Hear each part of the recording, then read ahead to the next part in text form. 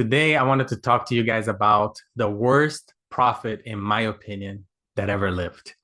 It's interesting that Jesus talked about the greatest prophet that ever lived. And for those of you who know your Bible, you will remember that he mentioned John the Baptist as the greatest prophet who ever lived. And it's interesting that he made that observation when we had such great prophets to speak about. For example, the prophet Isaiah, who was a Messianic prophet, and he said so many things, and there's so much information about Isaiah in scripture. But Jesus said that the greatest prophet that ever lived was the prophet John the Baptist. So today I'm going to make a bold statement as well. And I'm going to say that Jonah was the worst prophet that ever lived. If you want to find out why, I'm going to give you a few reasons here. So stick around to the end. Hi, Shalom. Welcome to Teshuvah Bible Studies. My name is Van. This channel is dedicated to studying scripture from a different perspective, the Hebrew language, which was the original language that the scriptures were written. As I've been studying the Hebrew language for the last 3 years, I've learned that a lot of nuances, a lot of things that escapes us is we're able to draw a lot of pearls, a lot of information by studying the original language. And the book of Jonah is a perfect example of that. And that's what we're going to talk about. Let's start with the title. The book of Jonah is not about Jonah at all.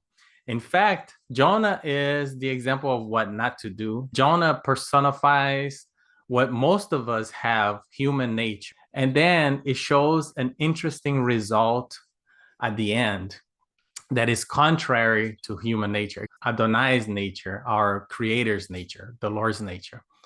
So these different contrasts can be clearly seen in the Hebrew, starting with the actual name of the book or the name of the prophet. In Hebrew, the name of the prophet Jonah is Yonah. And Yonah in Hebrew, if you speak Hebrew, you will know this. It actually means dove. So the name of the book, which is the book of Jonah, can also be translated as the book of the dove. So fascinating, right? Just by the title, we can see the difference between translations. Because Jonah, obviously here we know by the context that it is a proper name, is a person's name, and is the name of the prophet. But if I didn't have that context and I was reading just the title, Book of Jonah, I could have easily translated and correctly translated this from Hebrew to English as the Book of the Dove. Now, it's beautiful how God works in his language, and he works through time, because that is two sides of a puzzle that can only be seen when you have both information from both sides. Because the Hebrew or the Jewish person who speaks Hebrew can actually see that this could be translated as the book of Jonah, but also the book of the dove. But that means nothing to the Jewish interpreter. But from a Christian point of view, and that's what I mean by having both sides, right? Having the full revelation, the Christian automatically associates the dove with the Holy Spirit. We saw this when Jesus was getting baptized, Yeshua was getting baptized, right? It says that the Father spoke from heaven, and the dove, the Spirit came down onto Yeshua as a dove, right? So there we have this association with the Holy Spirit and the dove. And that changes the entire outlook and context of the book of Jonah. We can see here the example of what not to do by Jonah, because he already began his journey rejecting the will of the Father. And the will of the Father was to send him to Nineveh so that he can preach a message of repentance, a message of destruction for judgment or salvation for repentance. And we can see that Jonah did not want to do that, because the Ninevites were Israel's enemy nation, was a rival nation.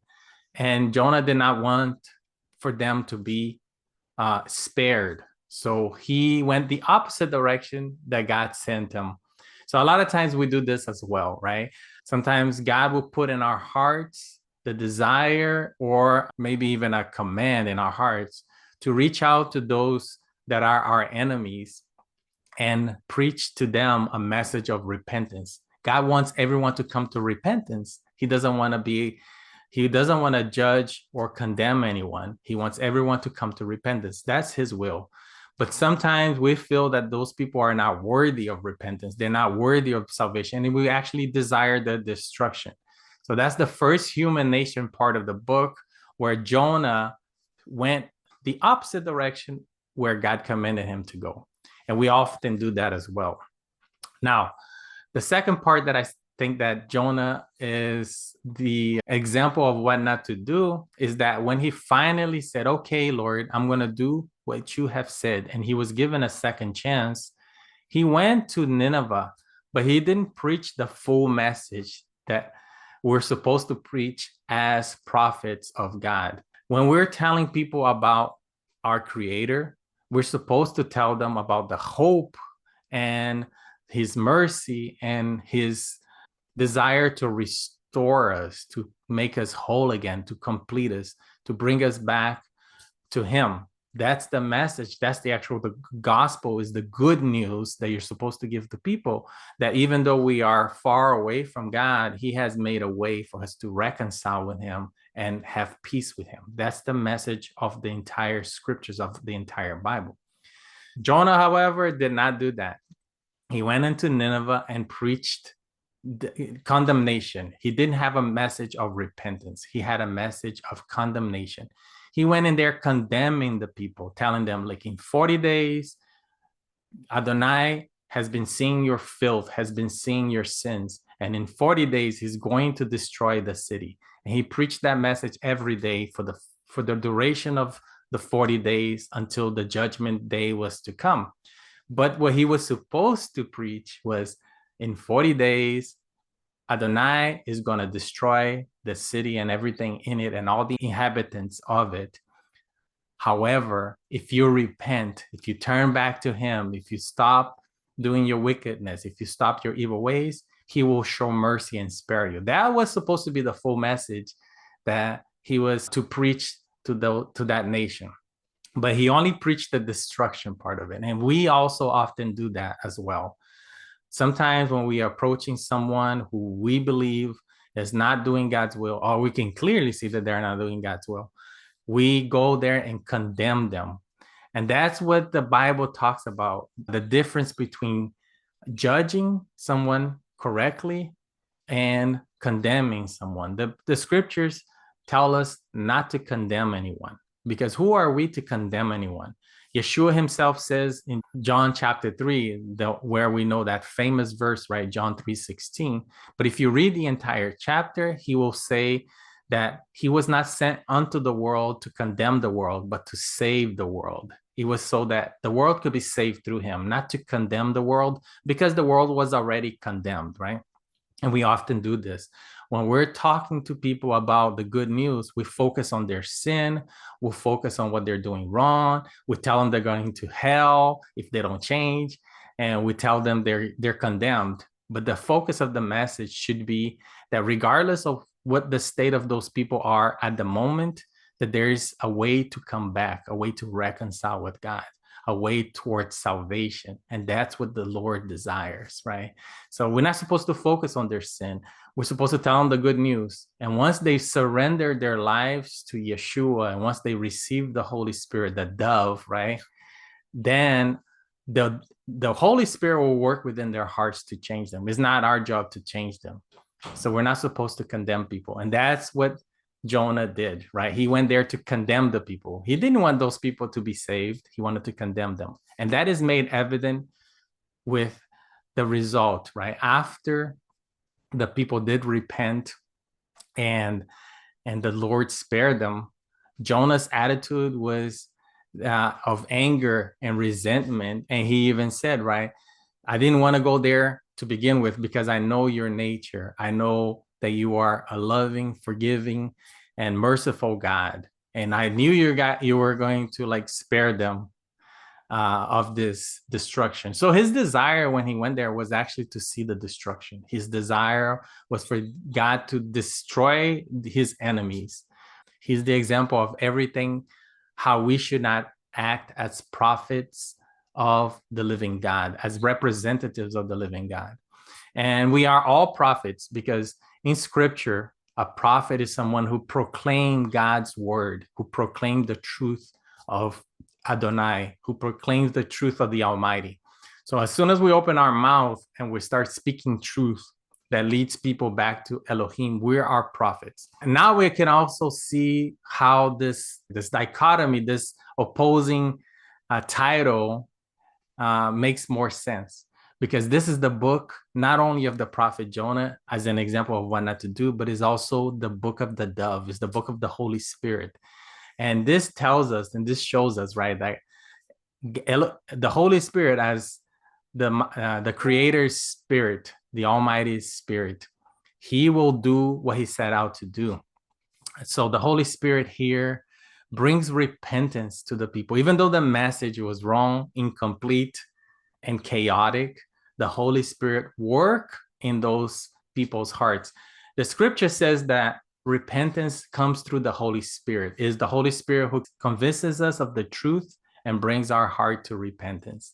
So regardless of what we do sometimes, if God is set out to save someone, He's set out to do the work in someone's heart, regardless of how we proclaim that message. If we speak the truth and we proclaim the message of the Almighty, the word is not going to be sent out in vain, and is going to accomplish what it's set out to do. So it's beautiful how when we see that, just that one word, right, just his name, Yonah, which means Jonah as a name, as a person's name, but the actual translation of that name is the dove.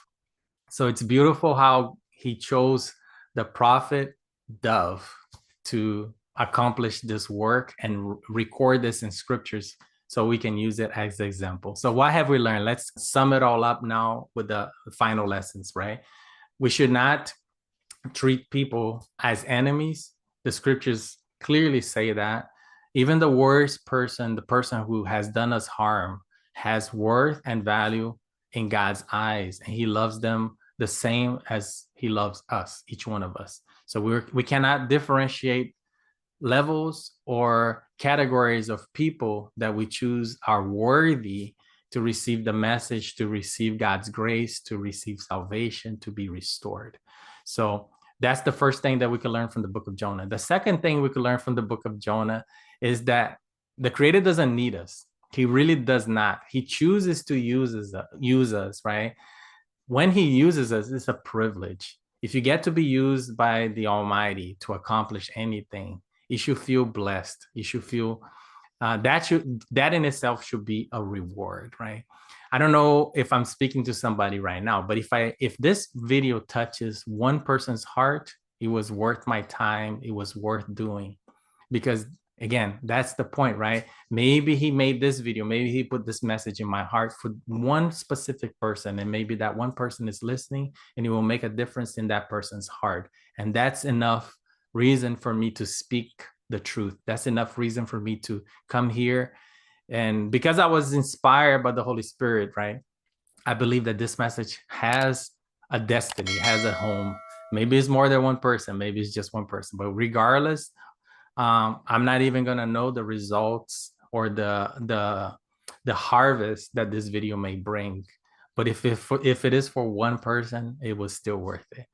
So with that said, read the book of Jonah, read it with this understanding, right? With this knowledge that the Hebrew brings to us, that this is not just the book of Jonah as an example of what not to do, but it's also the book of the Holy Spirit and how He works through any circumstance to accomplish the Father's will.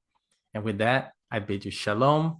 Have a great week. In Hebrew, that's Shavua Tov. And I'll see you guys on the next one. Shalom. Love you guys.